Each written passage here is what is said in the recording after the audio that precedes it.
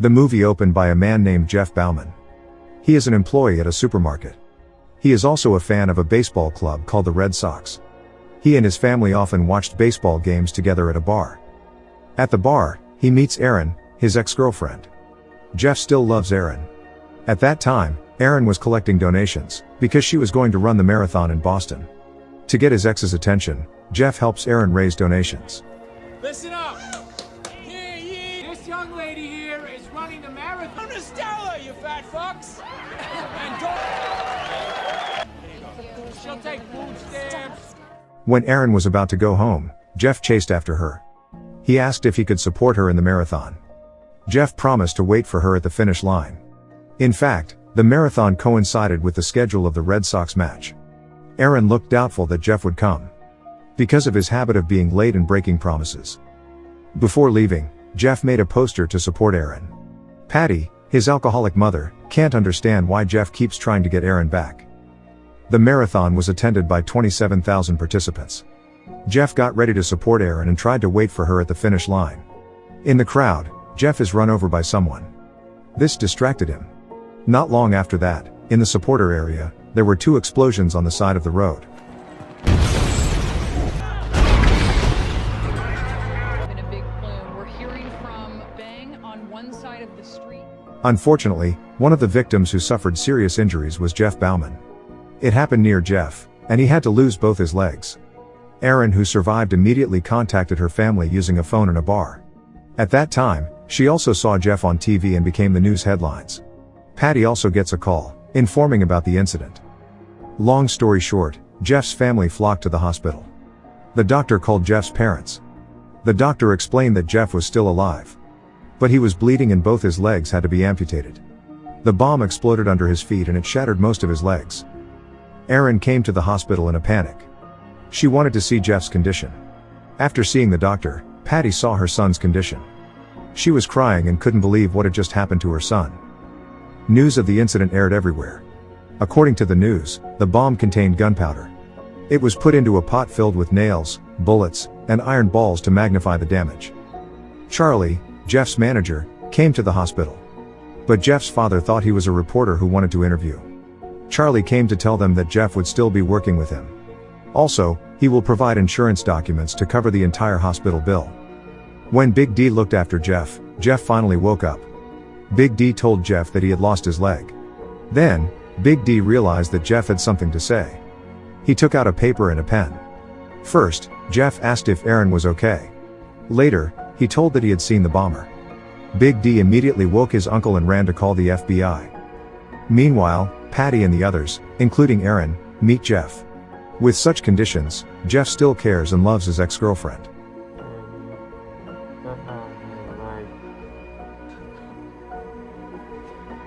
After that, FBI agents came to draw a sketch of the bomber's face based on Jeff's description.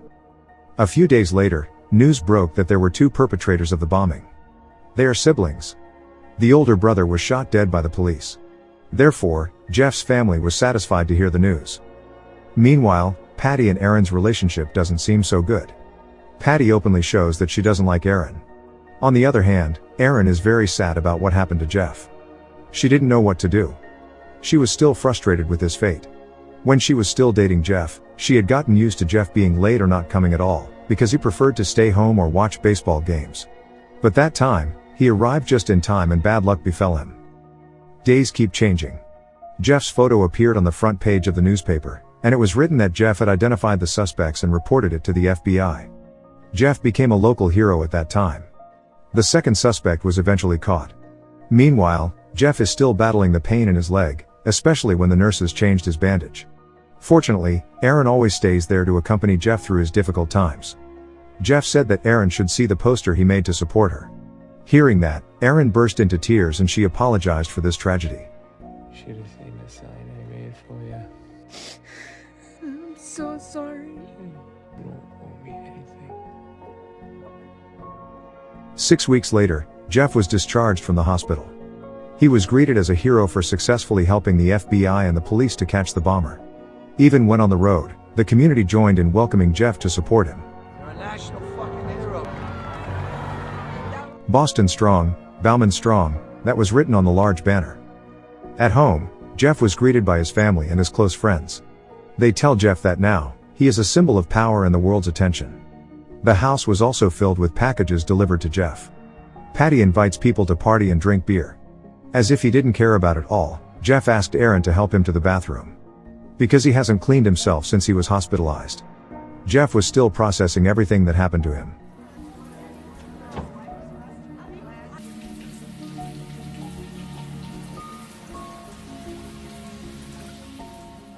The next day, with Patty and his aunt, Jeff was taken to the hospital for a physical therapy session. Jeff was greeted by the reporters who covered him. He was also seen on TV. In fact, Aaron also watched the news at the hospital where she worked. When he got home, Patty told Jeff that news like this could do something for him. And this will make he face the day easier. So, he can adapt and be able to walk again. Jeff was taken somewhere. There, the officers made prints of Jeff's feet. They're making a prosthetic leg for him. When he got home, when he was in the toilet, he overheard his busy family discussing an invitation for him. Jeff was invited to fly the flag at a sporting event. He felt his family, especially his mother, seemed to be taking advantage of his condition. They were excited about the VIP seats and also the free food. Jeff called Aaron and talked about it. He asked Aaron to accompany him to raise the flag. Previously, Jeff apologized for asking Aaron this. Moreover, they no longer have any status. But Jeff admits that he couldn't have done it without her. Jeff and his family, including Aaron, came to the match. Jeff's family enjoyed this moment more than Jeff himself.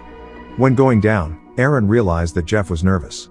Aaron said that they would just wave the flag for a while, then leave. And then you leave. Right?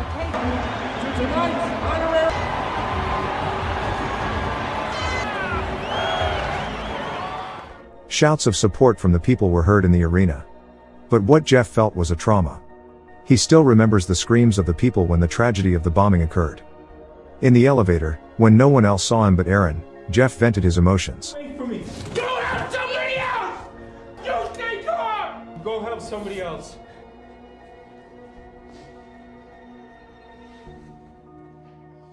At home, Aaron told Jeff to tell his family about his feelings. Aaron asked Jeff to say that he was still traumatized and didn't need things like this. That night, Aaron stayed over to accompany Jeff. And they came back together. A few weeks later, Jeff's prosthetic leg was finished. Before using it, he had to work his core muscles to help him stand up and regain his balance. Jeff invited Aaron to move to his place. Aaron also agreed. She wanted to always accompany Jeff for therapy. One day, Jeff's family was having a small party. At that time, Aaron said that she would move into Jeff's apartment. Hearing this, Patty felt displeased. She said their apartment was too small for 3 people. But Jeff said their apartment might fit for 2.5 people. Yeah, technically it's only like 2.5. Patty, did you give everyone the big news? Then, Patty announced a big news. She said that Oprah Winfrey would come to interview Jeff. The news was greeted with joy by other family members. They still think it's a great thing. Because they can meet celebrities. And nowadays, Jeff is a person who is famous all over the world. Jeff didn't say what he wanted. But Aaron immediately told Patty that Jeff would never do this again. He doesn't want to appear in public because of the great pressure and it's not good for his psychology. Nowadays, people come to Jeff just to ask questions and want something. Patty didn't care what Aaron said. She asked Jeff to talk. Jeff felt disappointed with his mother, because she never asks his approval first. But Patty reasons that she just wants people to see how amazing her son is. But, without hurting his mother's feelings, Jeff apologized and refused to appear again in public. Another day, Aaron and Patty take Jeff to therapy. At that time, Patty asked Jeff to meet with Carlos, the person who saved Jeff. According to Patty, they should meet. Patty thinks the meeting between Jeff and his savior will be a news. But again, Jeff refused because he didn't want to remember the worst things in his life. Patty was still figuring out what Jeff had to do. While Aaron thought that Jeff should prioritize his time and energy on physical therapy and rehabilitation sessions. One night, while returning to the apartment, Aaron finds Patty asleep on the sofa. While Jeff was asleep on the toilet, covered in his own feces. Turns out Patty and Jeff had been drinking. Aaron was annoyed because she had to clean it. The next day, Aaron and Patty took Jeff for a therapy session. In the car, Patty talks about Jeff being asked to attend a game of the Red Sox, his favorite baseball team. Patty said that Jeff's presence would not make the Red Sox win. They argued about it. When starting therapy with his prosthetic, Aaron seemed to pay attention to how Jeff was feeling. Instead, Patty was just busy recording with her cell phone and making this content. When going home, Patty and Aaron argued. Aaron is sick of being thought of as stupid and always being blamed. In fact, all this time Jeff knew, Aaron had always supported him. And Patty was just taking advantage of his current state. Aaron finally vented the annoyance she had been holding back for so long, then she left Jeff and Patty. It just Did happened you to just me. open your eyes for one huge circle? Look at me. Look at me. Fucking wasted and covered in his own shit. You say one more fucking thing about Amesbury Patty, I'll put. Go. Get in the car. Talk to me this way. She told her sister about it and said that she couldn't leave Jeff. Because at this time, Erin was 5 weeks pregnant. She hadn't found the right time yet and she planned to tell Jeff about it tonight. Jeff repeated his old habit. He didn't come when he had an appointment with Erin at a cafe. He instead enjoys drinking with his family at a bar. What's more, he got into a fight with the employees there. That whole thing, it was a conspiracy, My right? ties, war with Iran, you fucking douchebag. Oh, yeah? Fuck you! Hey, come on,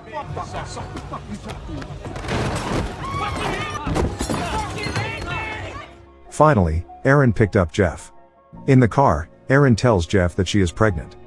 But Jeff's response didn't match Erin's expectations. He felt unprepared for this. He wasn't ready to raise a child in this condition. He thinks that he will mess everything up. Erin said that was true. Jeff is going to screw things up.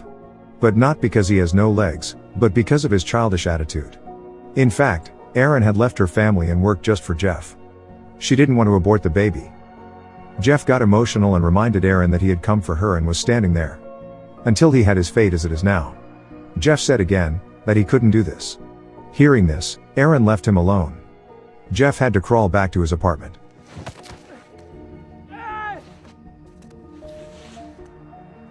Mind your own fucking business! Hey! Please, please. Meanwhile, Erin packed her things to go back to her house. Jeff wasn't a jerk. But maybe it's too soon for him. In the midst of his unstable psychological condition since the terrible tragedy occurred. One day, Jeff meets Carlos, the person who saved him. Jeff always avoided meeting him. Carlos is neither a marathon runner nor a supporter. He is a father who lost his 2 children. His first son was a soldier, who died on the battlefield.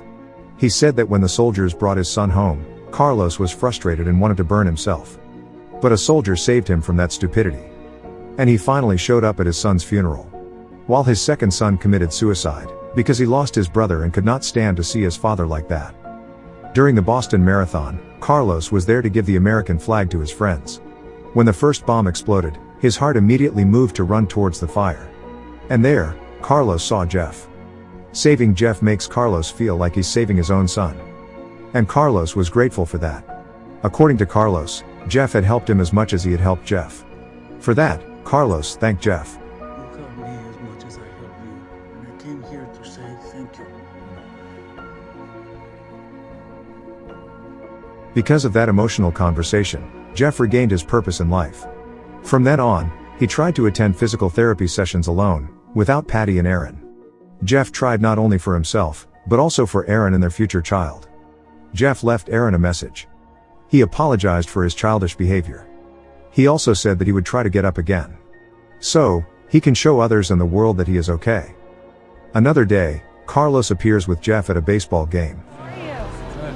I'm Jackie. How are you, Jackie? Jeff? Alright, so we're gonna walk you out, right? Alright, let's go. Jeff is there to open the match, which will be followed by his favorite team, the Red Sox. Jeff was warmly welcomed by thousands of fans who were there. Jeff looks great. And from the house, Erin could see that there was a change in Jeff.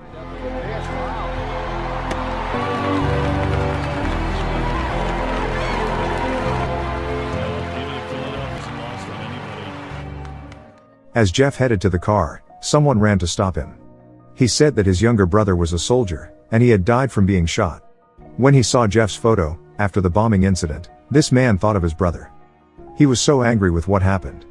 But after seeing Jeff perform on the field, he felt better. And he thanked Jeff for that. They shake hands with each other. You want to shake my hand? Yeah. Okay, right? So you're gonna be okay.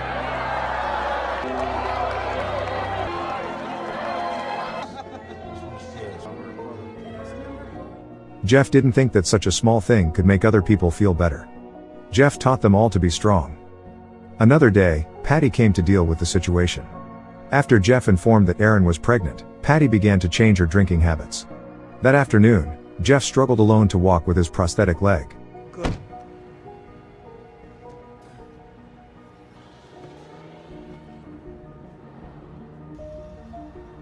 He walked towards Erin, who was waiting for him at a cafe. Finally, Jeff could act like a man who could accept his current situation. He will always be strong to be a good husband and also a father. Jeff is an inspiration to everyone, that whatever we are facing, we must stay strong. In 2013, the Red Sox won the World Championship and Jeff participated in it. On July 13, 2014, their daughter, Nora Gail Bauman, was born into the world. In 2016, 3 years after the tragedy, Erin managed to cross the finish line in a marathon race. And Jeff fulfilled his promise to wait for her at the finish line. Whatever problems we face, remember that we are strong and we are great. We can get through it all.